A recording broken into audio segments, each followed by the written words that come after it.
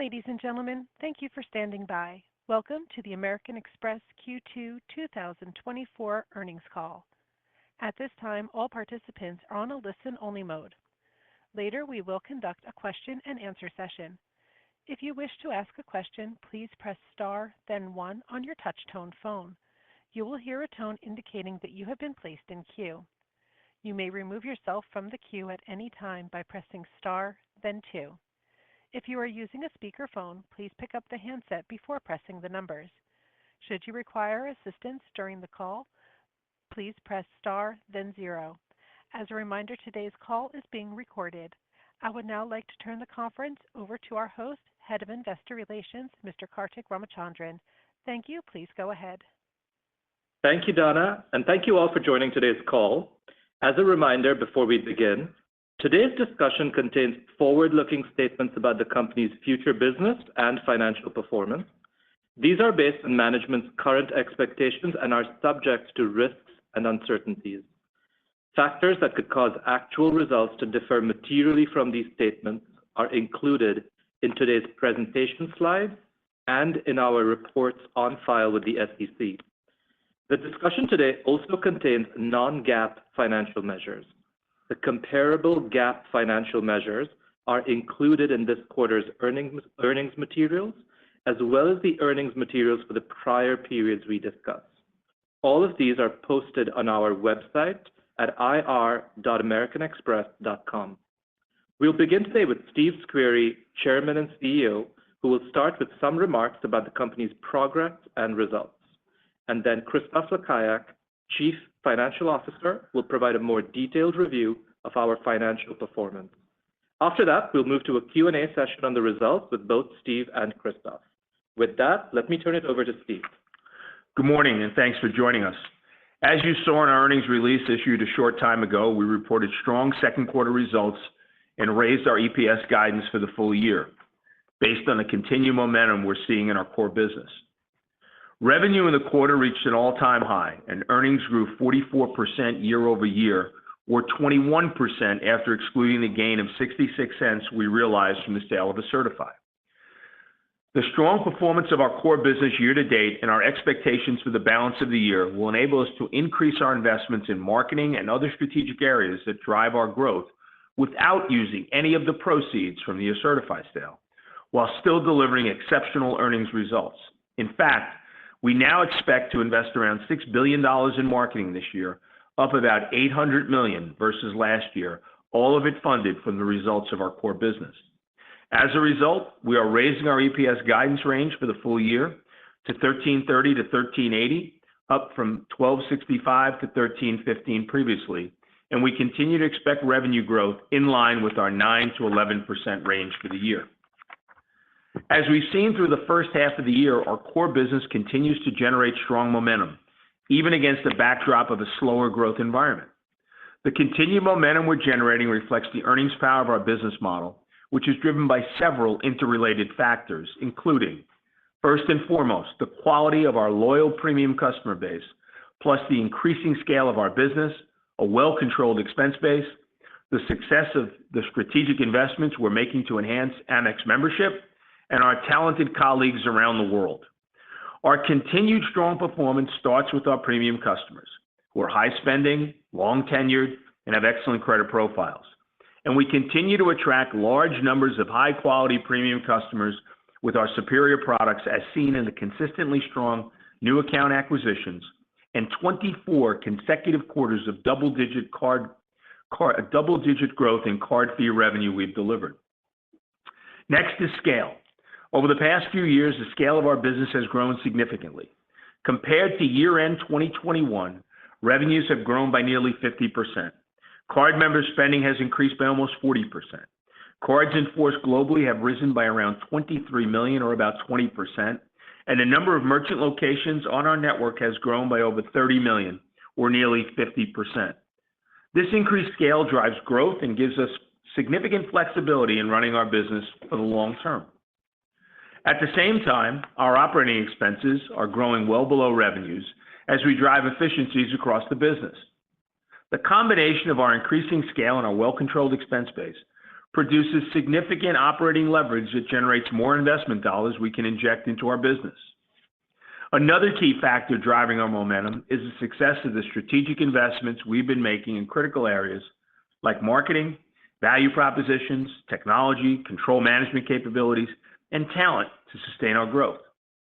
And to keep the momentum going, we're continuing to invest in enhancing our unique membership model through ongoing product innovations and new capabilities and benefits.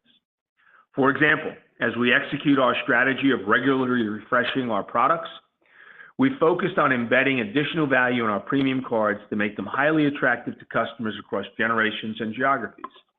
This enables us to add large numbers of new premium card members to our customer base, drive greater engagement with existing customers, and price for the value we add. We are on track to refresh approximately 40 products globally by the end of the year.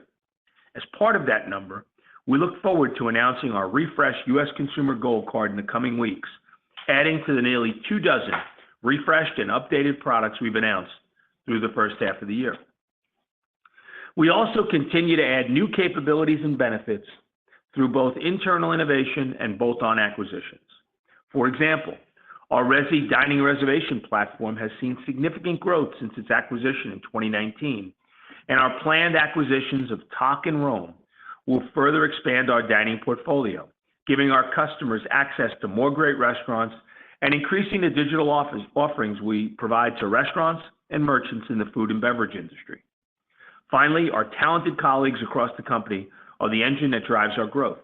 Their creativity, determination, and deep commitment to providing the best customer experience every day is what has made American Express what it is today and will continue to make us successful in the future. The combination of all these factors is what drives our premium business at a scale that can deliver superior earnings on a sustainable basis. The power of our unique business model and the ongoing momentum we're seeing in the business, driven by our loyal customers and dedicated colleagues, gives us confidence in our ability to achieve our expectations for the year and our long-term aspiration for the business. With that, I'll now turn it over to Christophe. Thank you, Steve, and good morning, everyone. It's good to be here to talk about our second quarter results, which reflect another quarter of strong performance. Starting with our summary financials on slide 2. Second quarter revenues were $16.3 billion and grew 9% year-over-year on an FX-adjusted basis. Net income was $3 billion in the quarter, generating earnings per share of $4.15. Our second quarter results also reflect the sale of our certified business, which closed during the quarter. We recognized an after-tax gain on the sale of $479 million, equating to 66 cents of EPS impact. Excluding this gain, EPS grew 21%, reflecting the power of the business to generate stronger earnings growth, even in a slower growth environment, as Steve noted. On slide 3, bill business grew 6% versus last year on an FX-adjusted basis, reflecting stable growth and in line with the softer spend environment we've seen in the past few quarters. The stability in spend growth was also visible by category, where we saw 6% growth in goods and services, 7% growth in travel and entertainment spending. We did see some slower growth in certain T&E categories versus the prior quarter, such as in airline and lodging. At the same time, growth in our largest T&E category, restaurants, remained strong, and goods and services strengthened a bit versus the prior quarter when excluding the impact of leap year. Stepping back, while spend growth in certain categories was slightly higher or lower versus the prior quarter, overall spend growth was stable, and we continued to see strong growth in the number of transactions from our card members, which grew 9% this quarter. There are a few other key points to take away as we then break down our spending trends across our businesses. Starting with our largest segment on slide 4. U.S. consumer grew billings at 6% this quarter, with balanced growth across both goods and services and T&E. Our premium customer base continues to demonstrate steady growth. We also saw growth across all generations. Millennial and Gen Z customers grew their spending 13% and continue to drive our highest bill business within this segment. These younger card members continue to demonstrate strong engagement and we see that they transact over 25% more on average than our older customers. And in some categories like dining, they transact almost twice as much. Turning to commercial services on slide 5. Overall growth came in at 2% this quarter. Spending growth from our U.S. small and medium enterprise customers increased a bit sequentially versus last quarter, but remained modest. Lastly, on slide 6, we see our highest growth again this quarter in international card services, up 13%. We continue to see double-digit growth in spending from international consumers and from international SME and large corporate customers. And we are also seeing double-digit growth across all regions. Stepping back, we continue to see stable spend growth across customer segments, spend categories, and our U.S. and international geographies. And while we are not in a high-growth spend environment, particularly in the U.S., our spending volumes are tracking in line with our expectations and support our revenue expectations for the year. Moving on to loans and card member receivables on slide 7, we saw year-over-year growth of 11%, demonstrating strong growth but continuing to moderate as expected. As we progress through 2024, we expect loan growth in particular to continue to moderate by a few percentage points, but to still grow in double digits as we exit the year. Turning next to credit and provision on slide 8 through 10. Our credit performance remains very strong and is a direct result of our disciplined growth strategy, which has been focused on growing our high credit quality premium customer base, including through the younger customers we attract to the franchise. This strategy, coupled with our robust risk management practices, are an important aspect of our business models. Going forward, we expect our write-off rates to remain generally stable for the remainder of 2024. Turning now to the accounting of this credit performance on slide 9. The quarter-over-quarter reserve build of $101 million is mostly driven by growth in our loan balances, largely offset by lower delinquencies. This reserve build, combined with net write-offs, drove $1.3 billion of provision expense in the second quarter. As you see on slide 10, we ended the second quarter with $5.6 billion of reserves, representing 2.8% of our loans and card member receivables, a slight decrease compared to Q1.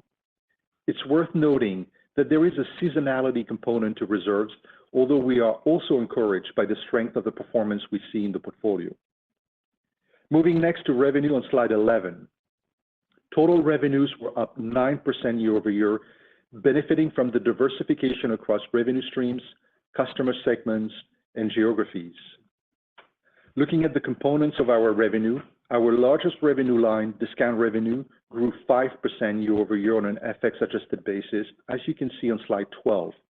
This growth is mostly driven by the spending trends we discussed earlier. Net card fee revenues were up 16% year-over-year on an FX-adjusted basis, as you can see on slide 13. We're now generating over $2 billion in quarterly card fee revenue as the differentiated value and experiences we offer on our products continues to resonate with our card members globally. This is an important metric for us because it also reflects the choice that our customers make each year to renew their membership. We're pleased with the growth and expect to exit the year with further momentum. In the quarter, we acquired 3.3 million new cards, demonstrating the demand we're seeing for our products and the investment we've made. Acquisition of our premium fee-based products continue to account for around 70% of new accounts. And importantly, as we have increased the total number of cards acquired, we have maintained discipline underwriting standards. Moving on to slide 14. Net interest income was up 20% year-over-year.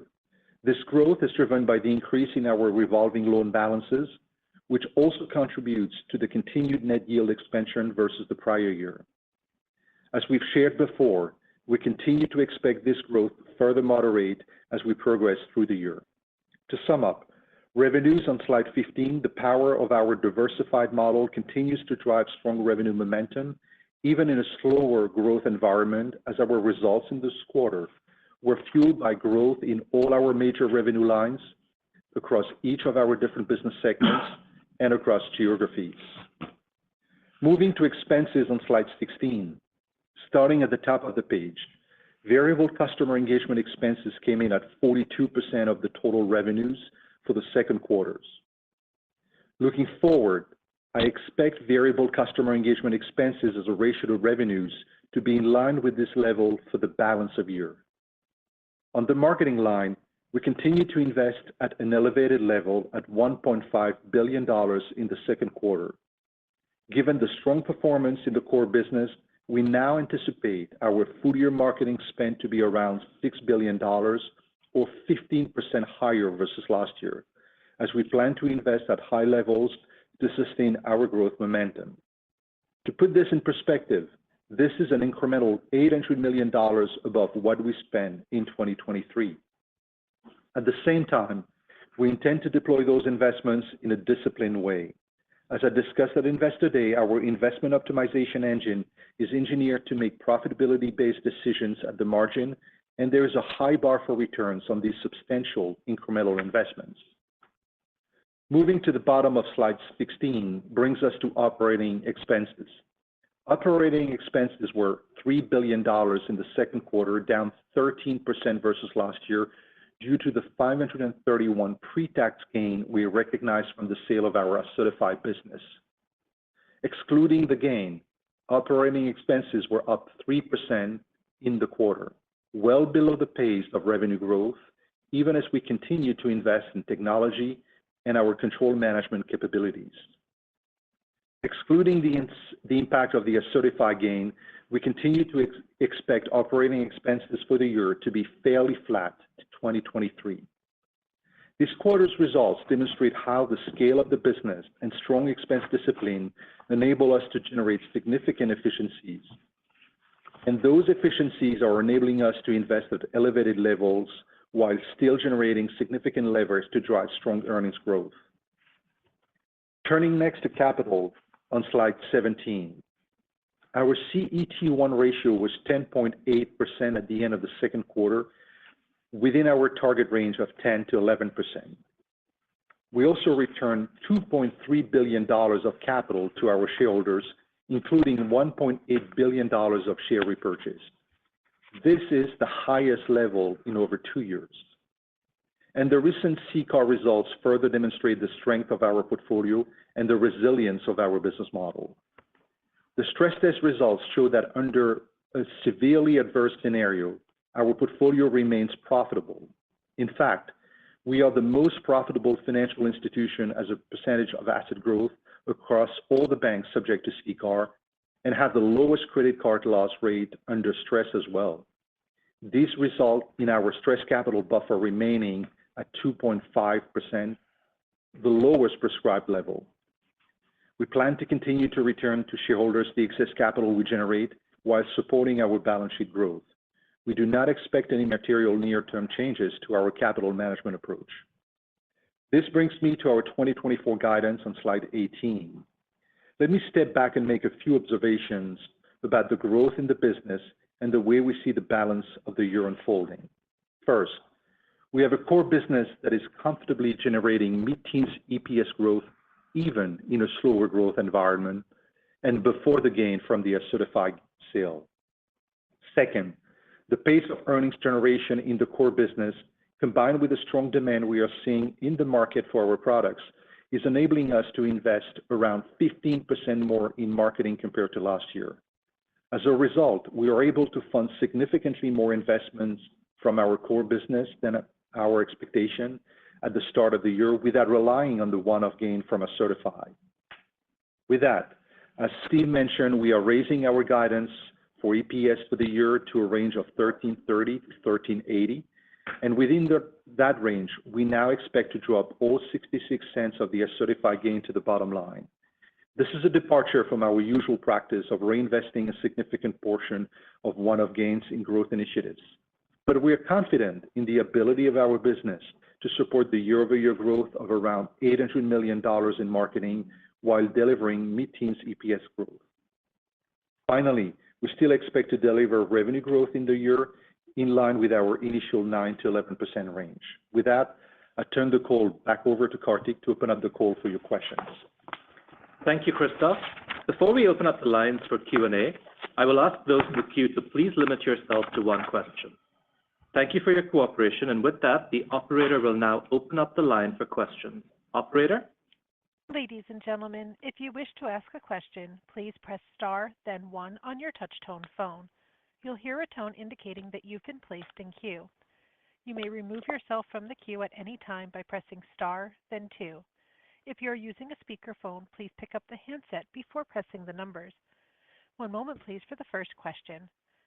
Our first question is coming from Ryan Nash of Goldman Sachs. Please go ahead. Hey, good morning, Steve. Good morning, Christophe. Morning. Morning. Steve, can you maybe expand on, what you're seeing in the U.S. consumer and SMEs? U.S. consumer, we saw a little bit of a slowdown from 8 to 6. Are you seeing a broader slowdown in the consumer? Maybe just talk about what you're seeing on a same-store sales basis. And then on the SME side, you obviously saw a slight uptick. So maybe if you could just expand on those both. Thank you.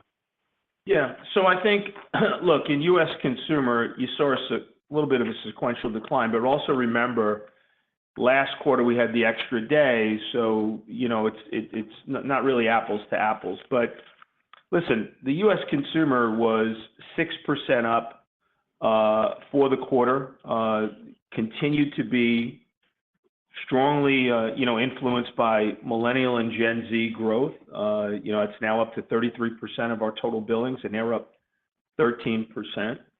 And so we feel good where the U.S. consumer is. Obviously, organic spending, we'd like to see a little bit higher, but it is a slower growth economic environment. But one thing I will point out before touching on SME, when our consumer, a lot of their spending is discretionary. And for our consumer, if they decide they're going to pull back, they'll pull back a little bit on a discretionary, but they'll continue to pay their bills, which is why, our credit numbers continue to be so strong, and we continue to widen the gap between us and our competitors. So we feel that, look, the U.S. consumer has been pretty consistent, and we think it's going to be pretty consistent throughout the year. From a small business perspective, while there still is an organic decline year over year, that organic decline is less than it was last quarter and the quarter before that. So, we're seeing slight improvement. In both the U.S. consumer and in small business, retention is still strong and acquisition is still strong. And so what I like about where we're sitting is, as the economy rebounds, whenever that may be, organic will pick up, driving future growth. And then just the last comment on international, you didn't ask about it, because probably it is so strong. It's up 13% in the quarter, and even small business and commercial within international is up 14%. So we feel good about where we are right now. Thank you. The next question is coming from Don Fandetti of Wells Fargo. Please go ahead. Yes. Can you talk a little bit? I know you're reiterating your revenue guide for 24 of 9 to 11%, but just given results, do you think you're sort of more leaning towards the mid to lower end? And then can you talk about where you're investing in marketing in terms of U.S. consumer, commercial, and international?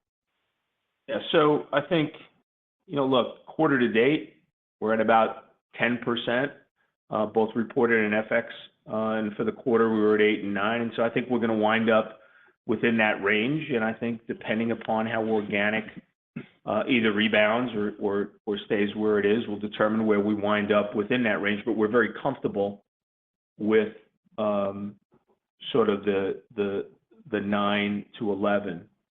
As far as investment, what we do is we will look at the myriad of opportunities that we have to acquire more cardholders. And depending upon at any given point in time, because our acquisition engine is a very dynamic engine and things change all the time, we will allocate those investments either U.S. consumer, small business, or international.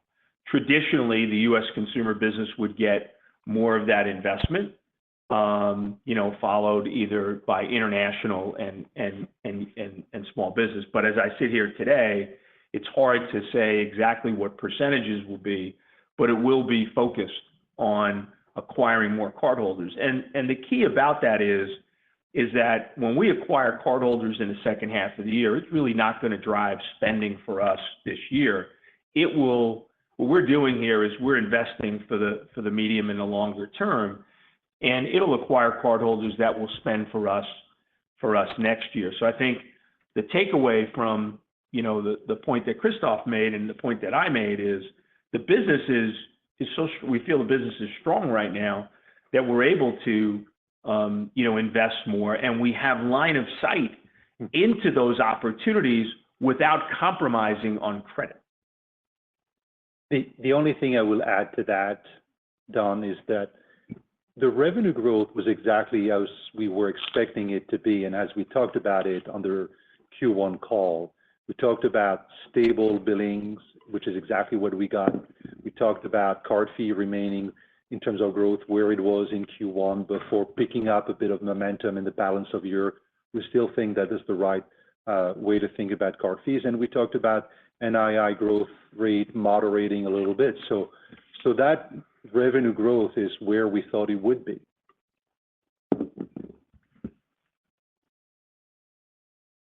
Thank you. The next question is coming from Sanjay Sakhrani of KBW. Please go ahead. Thanks. Good morning. Steve, I think I heard you say a gold card refresh will probably be announced shortly. I guess just can we contextualize what that means? I assume it probably helps card fees next year. And then just the spend trends intra-quarter, were those pretty stable? It sounds like they were, but just clarifying. Yeah, so not going to get into the details of the card, but what I would say is, one of the big advantages of the refreshes is it makes the marketing dollars work a lot harder, right? So what happens is when you do a product refresh, whether it's Gold, whether it's Delta, whether it's Hilton, or whether it's another Gold or Platinum card that we do internationally, what happens is you're able to provide more value to those cardholders that already have the product. You may be able to upgrade a green to a gold. And obviously, you're able to acquire even new cardholders with that. And what happens is as you go out and acquire new cardholders, you'll have buzz around the fact that we have a new card and it has, obviously a different value proposition. And you'll have the marketing that goes with it. And so when you do a refresh and you have your marketing spend, your marketing dollars work a little bit, the overall value proposition is a lot stronger and it works a little bit harder for you.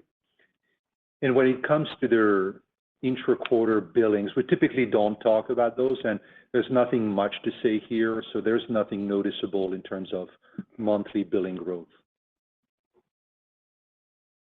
Thank you. The next question is coming from Craig Moore of FT Partners. Please go ahead. Yeah, good morning. Thanks for taking the question. I wanted to ask about the marketing spend, and it seems like you're putting the pedal down. So typically, when American Express does this, it's because, or at least in the past, you've seen this happen because Amex is either anticipating or already seeing a slowdown from competitors in terms of their market activity, and you see a significant opportunity to gain share. Is any of that thought process going into this here? And second, business development costs were lower than what was being forecast. So I'm curious if that's due to some slower partner growth that might have meant less incentives or what went into that. Thanks. Yeah, so a couple points. I think $6 billion for the year in total marketing is not an area we've ever been in before, and an $800 million year-over-year increase is a pretty significant increase. I think that when we make a decision, Craig, to put to put more marketing dollars in, it's because we see the opportunity. And if you look at where we have been from a marketing spend for the first two quarters, you know, that would show a trajectory of $6 billion. So we're really keeping all of our marketing spending consistent quarter to quarter because we do see the opportunity. And we see the opportunity within the credit box and within the dimensions of who we're looking for our cardholders. You know, it's not due to we're not making this investment because of a slowdown in billings. This was something that we had planned to do at the beginning of the year, where billings were where they weren't going to be. And as far as competitors pulling back, I don't see competitors pulling back at all. I think competitors right now, you know, the environment is just as competitive as it's ever been. Obviously, you make these investments because you know, obviously you want to gain more traction with your cardholders, and you want to gain more share. You know, Craig, let me add a few things, and I will also answer your question about business development expenses. So the other element here to factor into the decision to invest more is the visibility we have in the balance of year performance. The business is generating a lot of earnings. We have more visibility in terms of the credit performance in the balance of year, in terms of the OpEx as well, and that gives us confidence in our ability to actually deploy more marketing dollars. You know, and to get to your question about business developments, expenses, there's nothing here, you know, significant.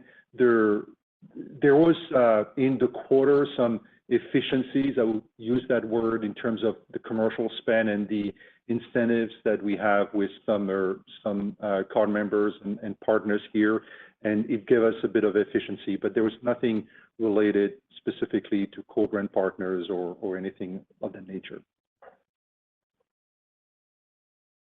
Thank you. The next question is coming from Rick Shane of JP Morgan. Please go ahead. Thanks, everybody, for taking my question, and I apologize. I can't see my computer this morning, so it's a little hard to get context on the marketing spend. But what I'm trying to understand is the following. What I've heard is that given the strength of the underlying business, the incremental marketing spend is going to be funded organically as opposed to from the Certify gain. What I'm wondering is that $800 million year over year, has that changed materially from your prior guidance? Have you, in fact, increased your expectations and funded it organically, or is it roughly the same and it's just a matter of how you're going to pay for it? Yeah, let me take that question, and I hope you fix your computer problem soon. The way to think about this is we entered the year thinking we want to invest, and we want to invest more because we see the opportunities and they are compelling investments with attractive returns. The fact of the matter is that the core business, which I would define as like the business excluding the Certify gain, is generating more earnings than we had anticipated. So you're right, we can afford to spend more and to fund it through the core business. But on top of that, we also raised a little bit our marketing dollars. Now, it's not a significant amount. You know, as we've said in the past, in a given week, we spend $120 million on average of marketing dollars. So 100 or 200, a bit more, a bit less, is actually not that material. But the key thing here is that in terms of the funding, it's going to be funded all from the core business, and because it's generating more earnings than we had anticipated at the beginning of the year. Thank you. The next question is coming from Jeff Adelson of Morgan Stanley. Please go ahead. Hey, good morning, Steve and Christophe. Morning. Just wanted to revisit the credit quality a little bit. I know last quarter, Christophe, you were talking about, you know, your expectation for write-offs to kind of continue ticking up from here, and it seems like your view has now shifted to a more stable outlook over the rest of the year. you just maybe talk about what you're seeing from your core customers' health, maybe what's driving some more confidence in the outlook there? And then, should we also be thinking about a stable reserve rate from here versus I think you were talking about more of an uptick over the rest of the year as well previously? Thank you. Yeah. Hey, good morning, Jeff. So you're right. We have changed a little bit the way we think about credit write-offs for the balance of year. And, we are at the beginning of Q3 now. We had good visibility in terms of what's going to write off in Q3 and Q4, so we can be more confident in terms of providing a direction here. And to your point, the direction we're providing now is that it's going to be like stable at about the level you saw in Q2 at around 2.1%. Now, I need to say this specifically to address your question on the reserve and how to think about it for the balance of year. A big driver of the reserve is going to be the delinquency levels, right? Those card members that are showing signs of signals of stress early on. The delinquency improvement in the quarter, there is seasonality in that improvement, right? And so we expect, that delinquency rate is just going to probably tick up a bit in the balance of year, and that will drive, a bit of incremental reserve together with the volume growth that we expect to see. But from a reserve rate standpoint, we are at 2.8%. It's a good reference point for what to expect for the balance of year. It might increase a little bit. We'll see. It's hard to predict where CECL is just going to land exactly at the end of Q4, but it's a good guide in terms of what to expect for the balance of year. I would expect 2.8, maybe 2.9%, but we're going to be in that range. And to your point, credit losses, we expect stability from where we are now for the balance of year. Thank you. The next question is coming from Mark DeVries of Deutsche Bank. Please go ahead. Yeah, thanks. As I think you pointed out, it is pretty unusual for you to let a gain like the certified gain fall to the bottom line. And I realize you don't give 2025 guidance, but Steve, just kind of wondering, if you're still expect to target that mid-teens EPS growth off this higher 2024 EPS level. Well, I'm actually glad you asked that question because it is a one-time gain. And so as we do give guidance for next year, we certainly do expect, to be in that mid-teens EPS range. However, we will be, and we'd expect that people would adjust for that one-time gain. I think by calling out that one-time gain the way that we have and not using it within the business, I think it makes your job a little bit easier to just sort of remove that and then build from there. Because, when you look at it, it's a one-time gain. That's why they call it a one-time gain. But the thing that I would also point out is that, because we have elevated our marketing spending to where it is, using the core business and not use the one-time gain, that gives us the opportunity to actually reset our marketing at a much higher level for next year, which will allow us to drive even more growth as we go forward. So that's the big advantage that we look at this by not using a one-time gain and saying, hey, look, that's what we didn't have in our core. By adjusting up our marketing by using core earnings, our anticipation is we'll be able to keep that marketing there and grow from there going forward versus going back to the 5.2 billion. Thank you. The next question is coming from Chris Kennedy of William Blair. Please go ahead. Good morning. Thanks for taking the question. At the Investor Day, digital banking was one of the key areas of investment over the next couple of years. Can you just talk about those investments and what the goal is there? Yeah, look, the overall goal is to be more engaged with both our small businesses and to be more engaged with our consumers. And I think, digital banking is a bit of a journey for us. We now have multiple accounts, and we're just going to continue to invest not only in capabilities, but continue to invest in making sure that our customers are using that. So there'll be more to come on that, but we're at the beginning of this journey, and there's still a long way for us to go. Thank you. The next question is coming from Terry Ma of Barclays. Please go ahead. Hey, thanks. Good morning. Just want to get some more color on how your announced product refreshers are going in terms of just acquisitions, retentions, and just overall receptiveness, and whether or not you still feel pretty good about having net card fees exit the year higher than last year. In terms of acquisition or the product refreshes? And in terms of just overall how product refreshers are going and whether or not you still feel pretty good about having net card fee growth exit the year. Net card fee.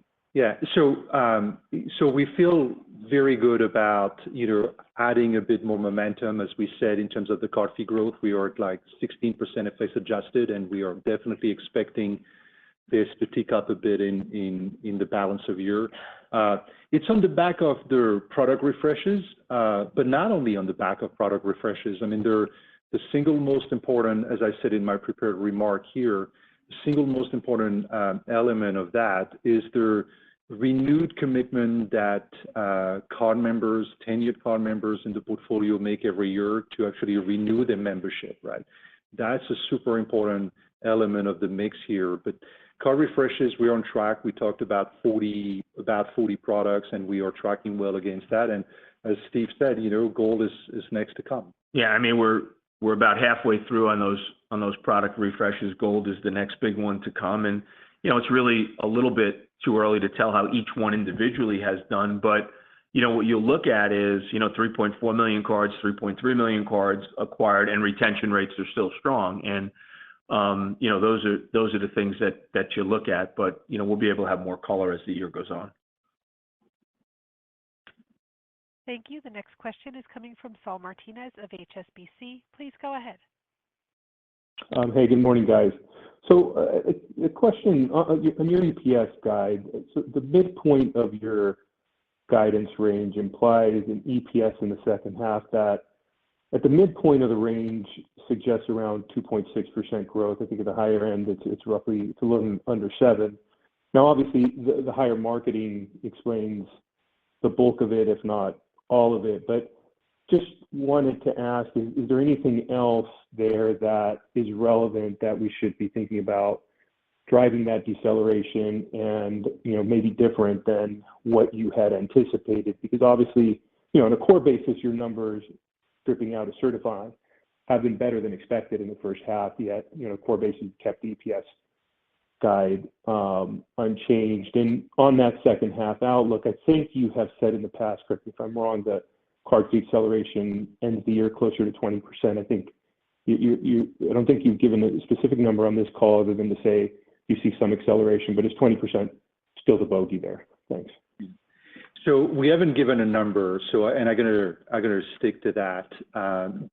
But your math is, we've done the math as well, and we're looking at those numbers, and you need to factor as well into account the fact that last quarter we had about $200 million of one-off gain as well. You might remember linked to the URR model. But when as you think about the balance of year, there are a couple of additional items to bake into your forecast. The first thing is that, as I said, it was one of previous question, I think it was from Jeff.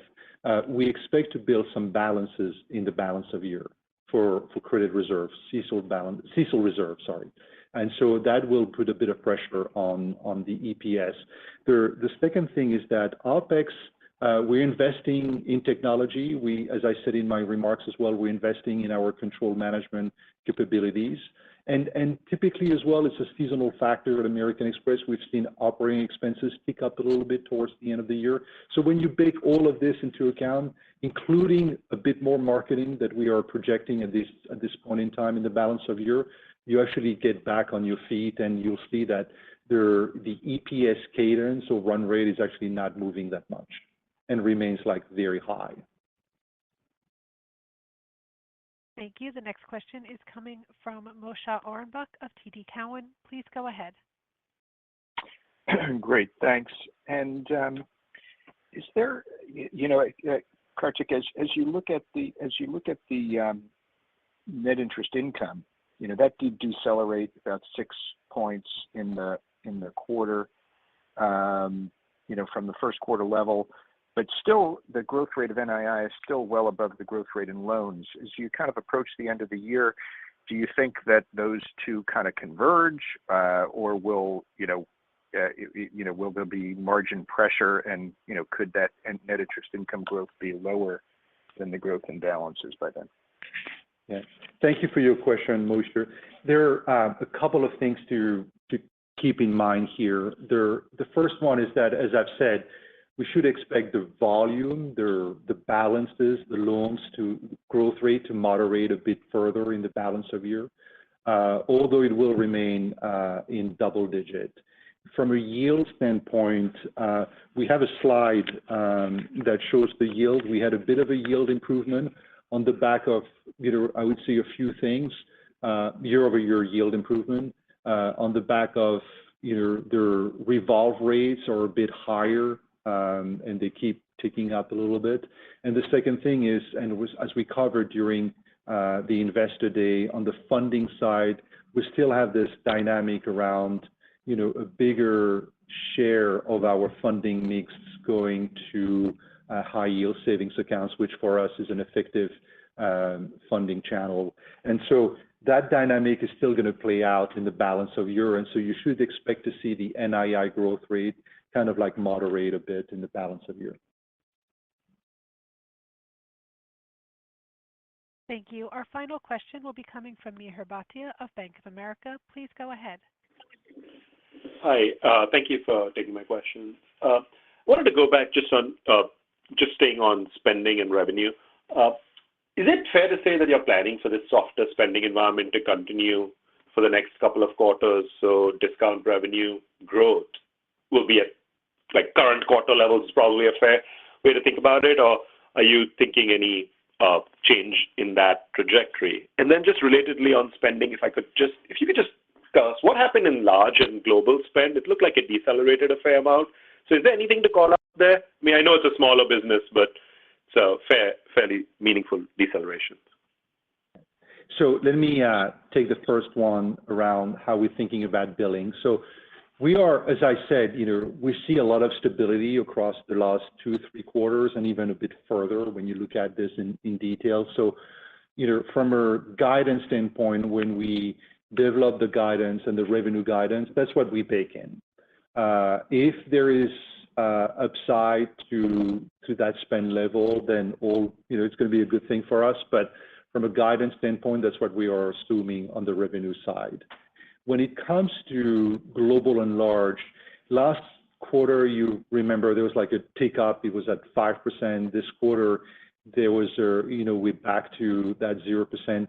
There are a few things here, there's really nothing meaningful outside of we noticed in one specific client, a significant drop in terms of their card member usage, but there was nothing really material there, not big change, not an inflection point in terms of what we see in terms of corporate card spend.